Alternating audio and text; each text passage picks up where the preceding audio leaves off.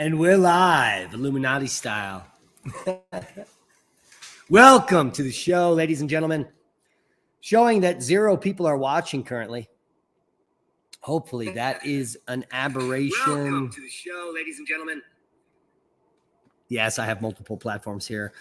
Spewing information as we produce it. Now, all I need from you guys is a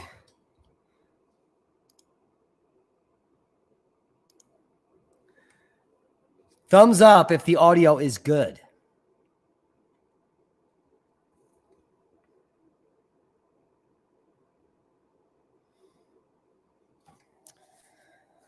Okay, what is going on here? Let's go to the comments. There we are. How's the audio, folks? Give me a thumb up. Okay, audio's good. Now we're in here for a live Q&A. Welcome, 69 people. People are rapidly filing in after they watched our first ever radio broadcast under the new moniker Cosmic Catastrophe. Now, we had a successful radio show at Revolution Radio for over a year with the title, The Inconvenient Truth. Yes, it was a play on words from Al Gore's book and all the nonsense the media has been feeding us for years. The propaganda that was made illegal, that was made legal in 2012 due to the passing of the Smith-Mundt Modernization Act, which we talked about on the podcast on our radio show earlier. And we hope that all of you go over to Revolution Radio and give them a small donation and listen in every Saturday while we are live, 2 p.m. Eastern, noon Mountain Time, and do the translation wherever you are in the world. Because I think that in short measure, a lot of people are going to be watching that show because it's no holes barred. The only thing I have to comply to on the radio is FCC regulations, and that's pretty simple. I just don't curse, but I can say anything I want, and that's the good news. And also the good news is that when it translates over to YouTube and the algorithms, because it's a radio program, it doesn't seem to get as much, pushback as other videos. So that's good news on our front. Welcome to all 112 people in the house. Ron Duke, Kristen Adams, thank you for watching on both platforms. Eric Court was in both platforms. Jennifer Miller has a question. I see Julie 777777777 D Sala. Tim is in the house. Kampowski, clearly he's Polish or something. Nicholas Chekis, and we're here. Asfera has joined us on both the live stream at Oppenheimer Ranch Project and now the live. I think this is now 9:12. This is just 10 hours after we did the radio show. So I still have the same clothes on. Well, I often wear the same clothes for several days. And those of you that live in rural areas know why we do that. We don't shower often. Yeah, over showering is a bad thing.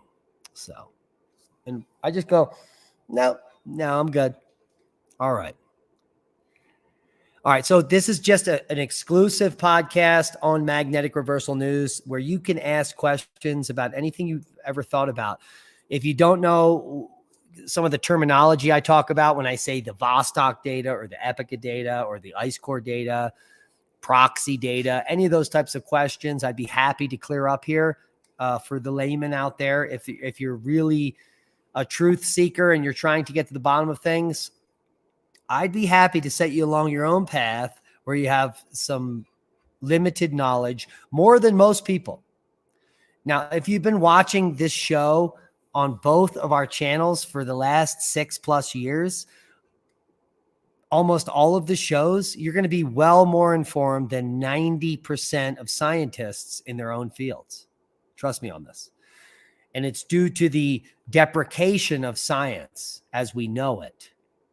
So what's happening is back in the 90s, when I got into academia, there was the decompartmentalization of science, where back in the days in the 50s, 60s, and 70s, chemistry, physics, and geology were all in the same room and they were all working together. But sometime during the 80s, they started to split these scientific endeavors apart for reasons unknown. But it's clear now, looking back, that in the early 1990s, the National Science Foundation took over all of academia and compartmentalized it. It's the same thing that the CIA does or any military industrial complex. You compartmentalize information so that one entity doesn't know what the other is doing. And they learned all this information when they created the nuclear bomb, which is the reason we call ourselves the Oppenheimer Ranch Project. Robert Oppenheimer and Frank Oppenheimer, brothers, were working at Los Alamos back in the day, and they were compartmentalized by the government.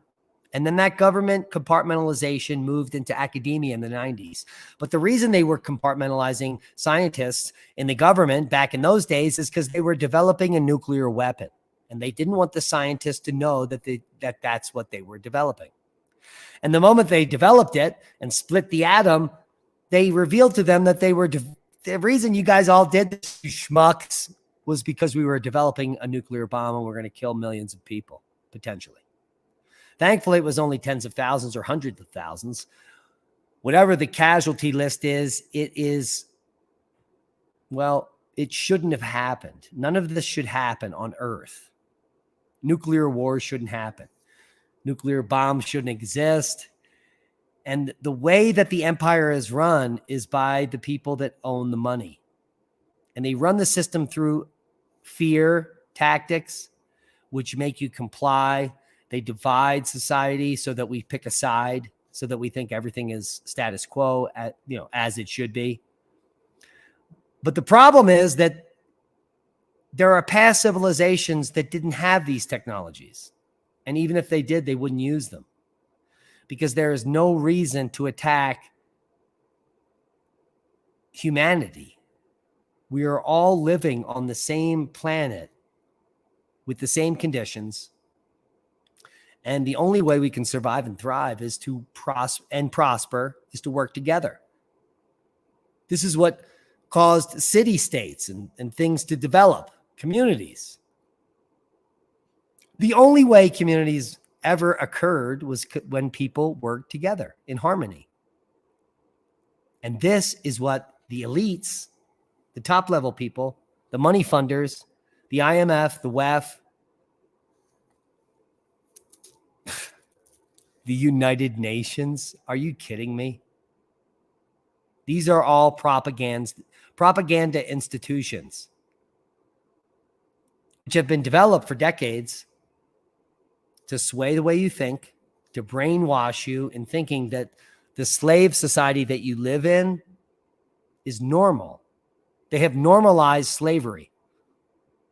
Where once black people were kept in cages, now all humans are kept in cages. And those cages have 401ks, CEOs, and other top officials that we all comply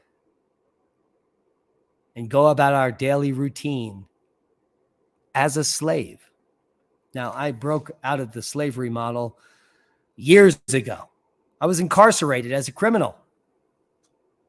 And when I got out, I changed my paradigm.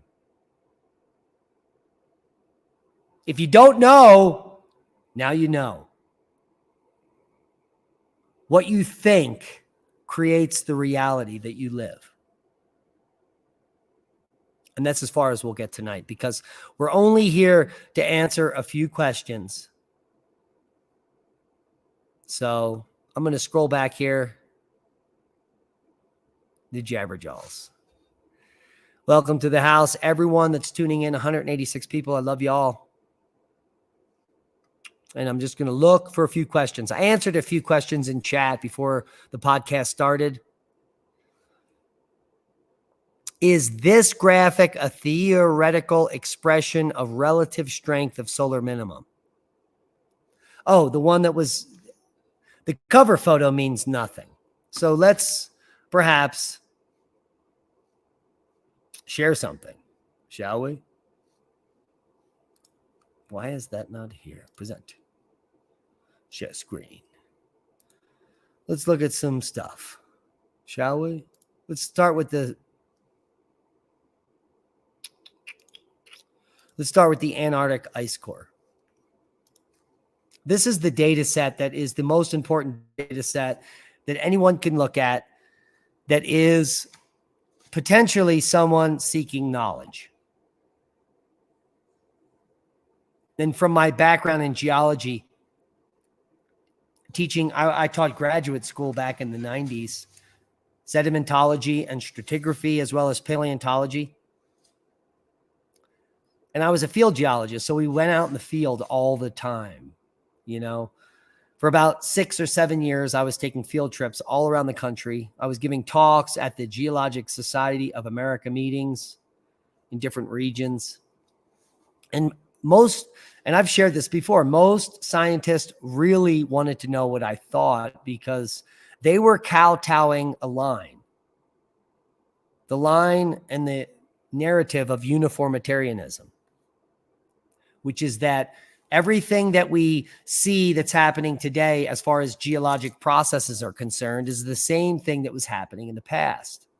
Now, the only problem with that is if you look at the Antarctic Ice Core data here, you see these rapid rises every 104 or 5,000 years. The temperature in this changes drastically. Temperature variation is in blue here, where you have temperature swings in the magnitude of 20 degrees centigrade every 100,000 years.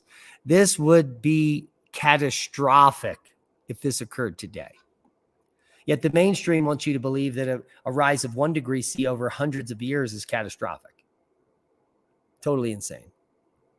Because we have historical documentation that 20 to 25 degree C changes have happened in a few generations based on ice core data and proxy data coming out from Greenland, Antarctica, and even the Arctic. So this is the main data set we want to look at in this is the last 450,000 years on Earth. And we can clearly see a 100,000 year cycle of cosmic catastrophe. 330,000 years ago, the temperature rose 20 degrees C and the shit hit the fan. And then we dropped into an ice age for about 80 or 90,000 years. And then 240,000 years ago, the temperature spiked again and Earth was habitable, warm and wonderful. And then it dropped back down into ice age conditions, which lasted to about 130,000 years ago when the temperature spiked. And then since 110,000 years ago, we've been back in that ice age until luckily around 16,000 years ago, something caused the ice to start melting catastrophically. And then multiple events, the Younger Dryas, the Old Dryas, etc. All of these spikes are mass extinction events where species die off and new species replace them. This has been going on time immemorial, and it should be taught to all people starting in grade school, moving forward, and yet it's not. Thank you, Decky69. We're going to answer that question in just a second.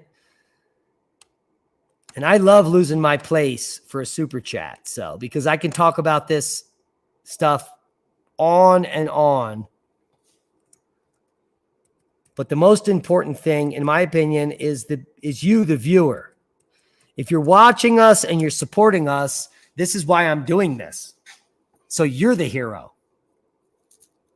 I'm just the academic queero that lives on a permaculture farm in a safe zone in Southwest Colorado, waiting for the inevitable.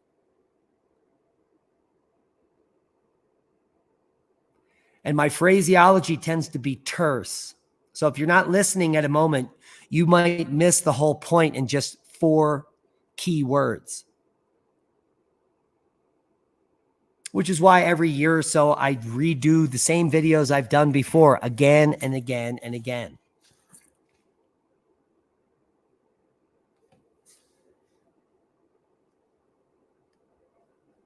All right, so let's get to Decky 69's question. Where do you think the energy to melt the glaciers at the end of the last ice age came from?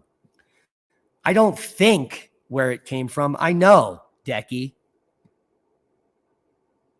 And many paleoclimatologists like myself also know, because we follow the science. So what we know is that there are over 150 peer-reviewed papers on the topic of the Younger Dryas event. And not only that,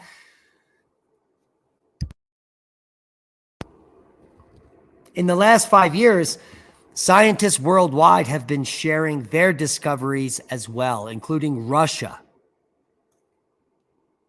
And that's when we came to the conclusion that the Younger Dryas event and the black mats was a Northern Hemisphere global phenomenon, because the science concluded about within the last 10 years that the black mats exist everywhere in North America. So if we know that the entire Northern Hemisphere lit on fire 12,900 years ago, we have to say, how did that happen? Well, what is the evidence?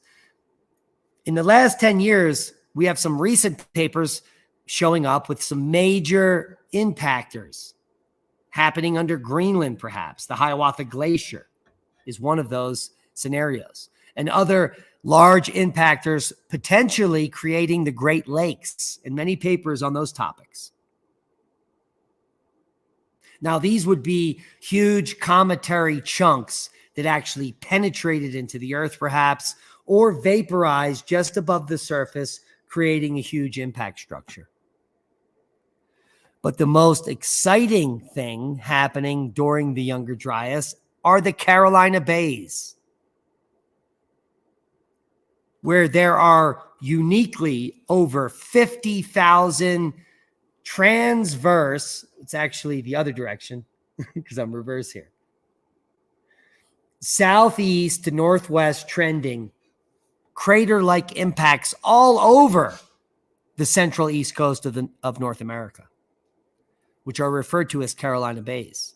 Now, in my opinion, we have multiple things occurring. We have a solar outburst sending plasma out. We have objects in near proximity closing in on Earth due to the weakening magnetosphere, literally changing the magnetic field and pulling objects in. So we have all these solid objects coming in with plasma coming from the Earth, and everything impacts in a period of years or decades. And geologically speaking, years or decades, 12,900 years ago, would be hundreds of years of hell following.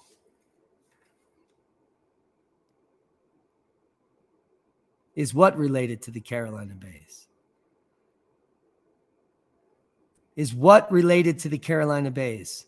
I hope that's just a lag time, because I just went into great detail about what is going on here. And so let's explain this in a bigger sense, because we now have to realize that something occurred up in the Northern Hemisphere that preserved mammoths with buttercups in their mouths and flesh still viable today in the ice.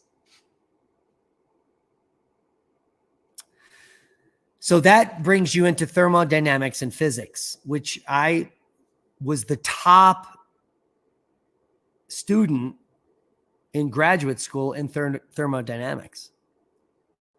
In fact, it was advanced thermodynamics, which I thought I would get an F in, but I got a 4.0. And I think I've shared the topic in my midterm thesis.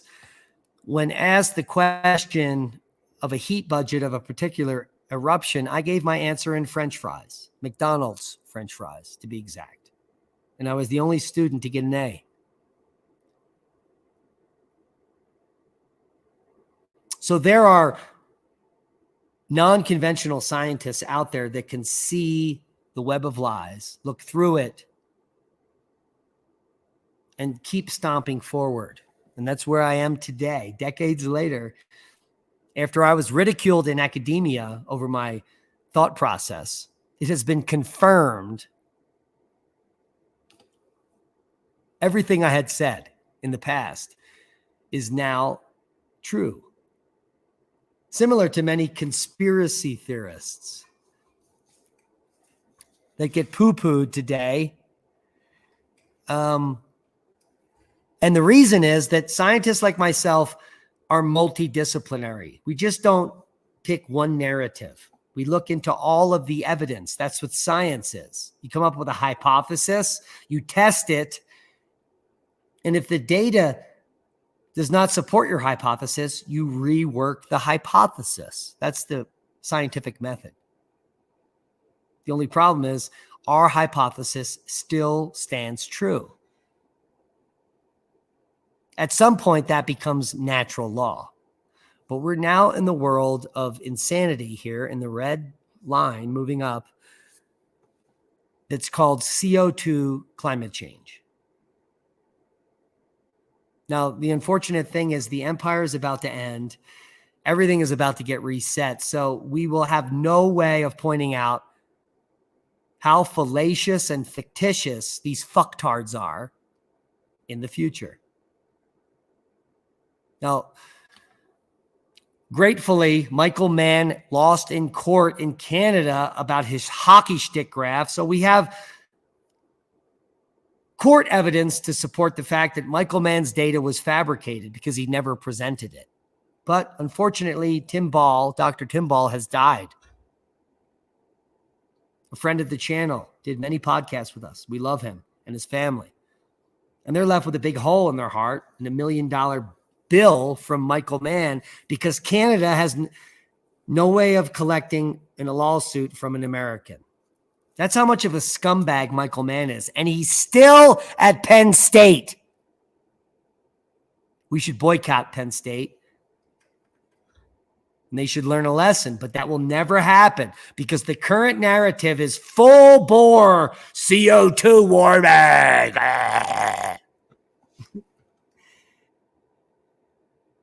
And not a single scientist with a backbone would ever say that there is evidence connecting man-made CO2 production affecting the climate.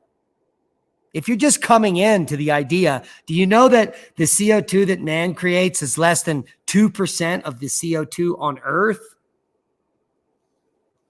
And that the oceans actually control 98% of carbon dioxide in our atmosphere? Which is why if you look at a graph like Mauna Loa, the main CO2 graph, it continuously rises a certain amount every year.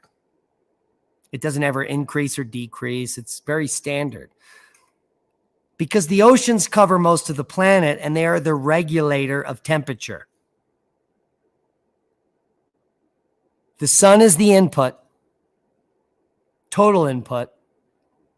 But if you have an ocean that's miles deep, it takes decades to heat and then decades to release that heat. So the actual paleoclimate has a very long response rate.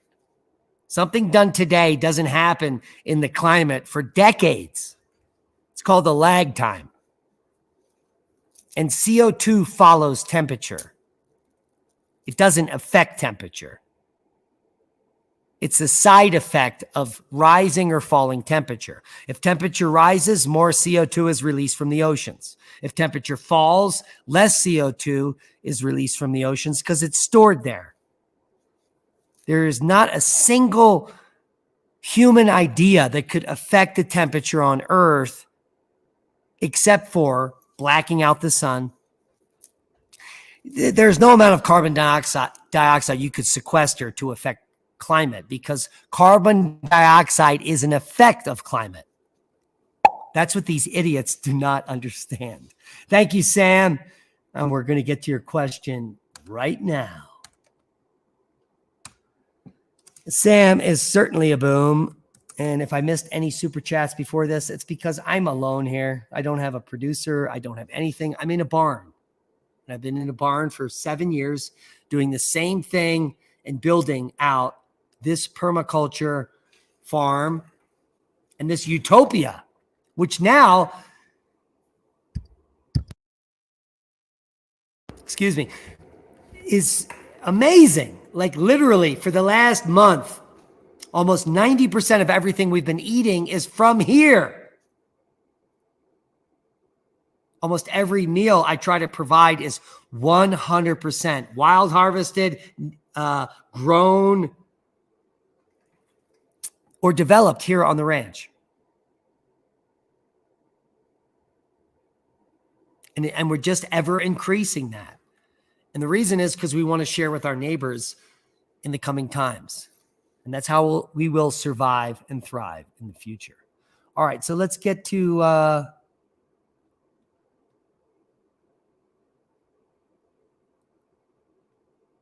Cybercamp says, I am his touchstone on the sanity of this topic. Thank you, Touchstone. We love you. Decky69, still same question. Blah, blah, blah. All right, let's get up to these fucktards. All right, here we are. Sam, I haven't even read this yet. Jesus. Thank you, Diamond, for sharing your knowledge. What blows my mind when I put your predictions with Socrates, M. Armstrong, AI, prediction that population will decline 40% by 2040. Well, Sam, I think that is a modest prediction. And if you listen to the radio show earlier today, the problem with that data set is it's based on older data of humanity and how they would respond. The problem is that we don't have the modern data in on what modern society actually looks like. And it's absolutely pathetic. 95 out of every 100 people in a modern society does not know how to provide for themselves, meaning they don't know how to hunt or fish. They don't know what the term wild edible means. And they certainly don't know how to grow food. Now, the good news is that only 20% or 25% of the world is actually civilized. The rest is considered third world or less. And they don't have access to the internet. They have no way of knowing what I'm saying. They don't know about these cycles, nor could they care. And it's these people that made it. Humanity always makes it. The most vulnerable set in the population of the 8 billion people on Earth are the technological humans. They rely on technology. They rely on stores to get their food. They rely on gas stations to buy their fuel and energy. They rely on the grid to provide their lifestyle. And they don't know how to provide it otherwise. So when the lights go out during the next solar flash from our sun, which we predict will happen sometime in the summer of next year, and we predicted that 6 years ago. This is not a new prediction, and we haven't shifted it. 1 to 2 billion people will die in the first week. And then most of the society, most of all humanity will collapse thereafter. Because even the third world countries are now compliant on the technological ones. We give them food relief. We fly in hundreds of thousands of tons of grains in the form of rice, wheat, and oats to simply keep these populations alive so we can use them as slave labor. Now, this is not published on the mainstream media because they don't want you to know about it. But all the diamonds and all the cobalt and all the lithium and everything that you're using for your green lifestyle is being extracted from the earth catastrophically in an extremely toxic environment by slaves. And all the complacent people on earth that want a better, more sustainable society are supporting this nonsense. You're also supporting transgenderism, human trafficking, and other complete nonsensical things that you're not being told about. Jeffrey Epstein did not kill himself. And yet the ice ages continue to happen time immemorial without our help. And the reason that billionaire bunkers are a sign of the times and the conspiracy theory of deep underground military bases is true is because it's true. All the hundreds of millions of missing dollars are underground where certain people will make it. And they don't care about you, but we do.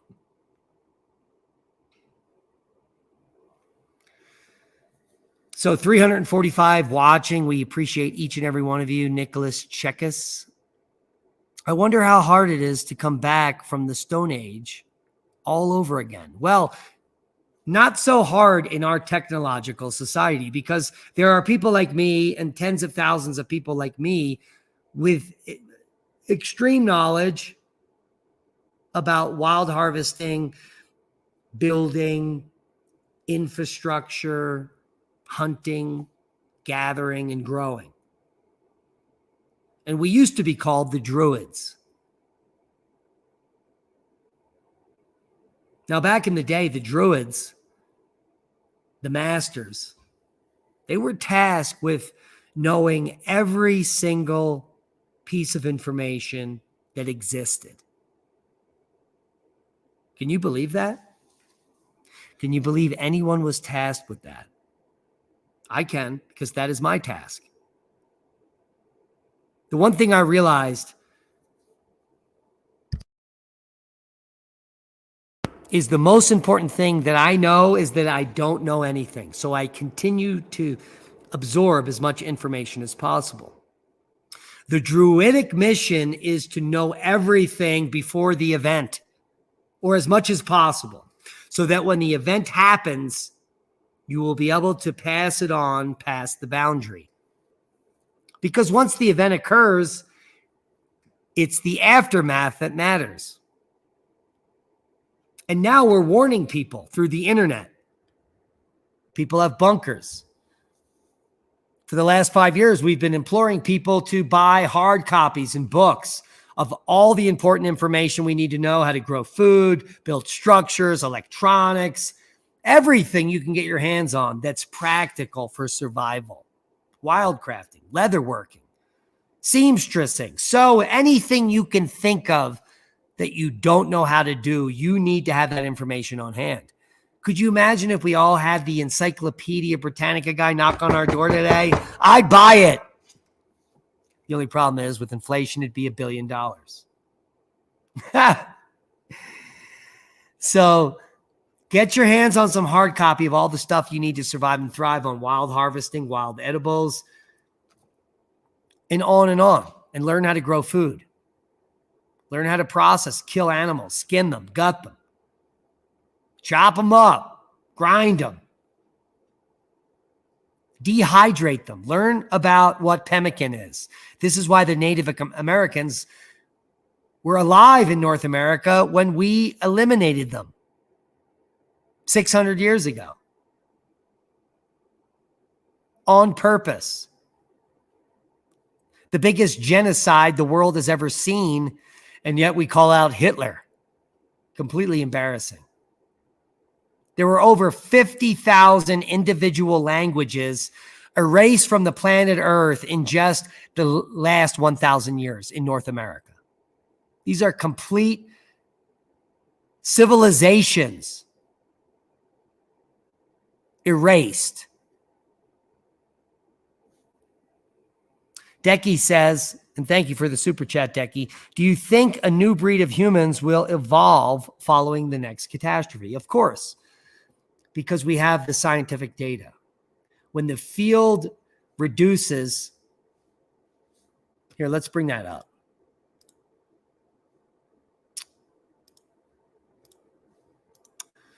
So what we're going to look at is the field intensity.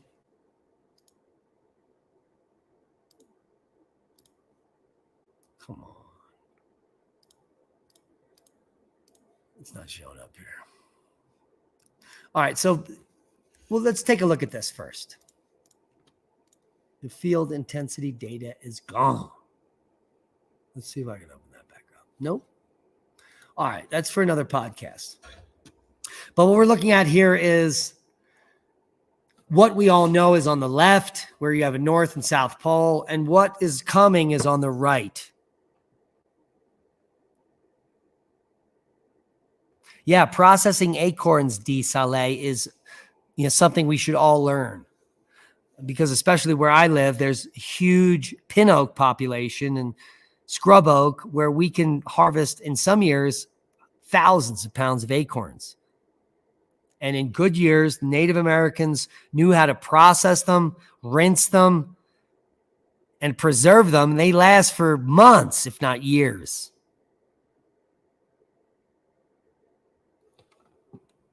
So when we get to during the reversal, which is coming in the next decade or so, we're going to be in a scenario on the right side of the screen here during a reversal where you have multiple poles around the earth.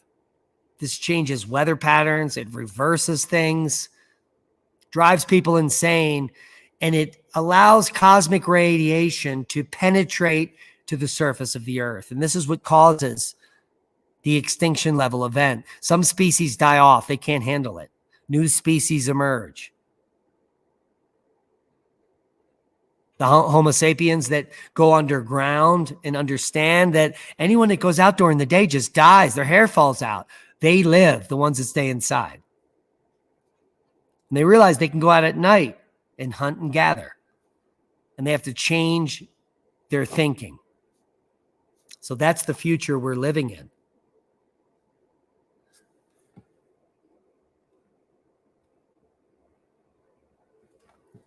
And the next live Q&A, I'll make sure I have some of that data up here.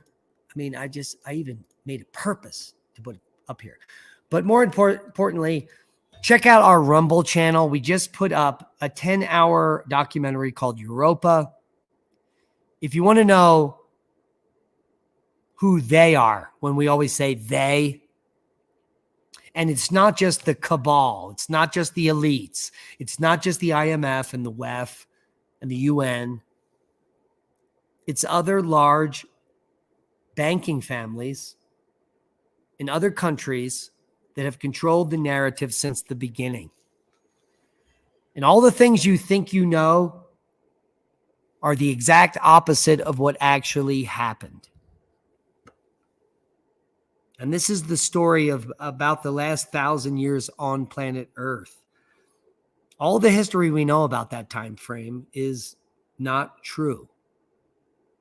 It's made up by the winners of wars, the money funders, and now the slave keepers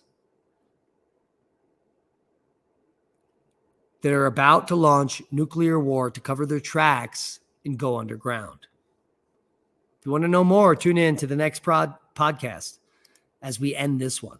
We love you.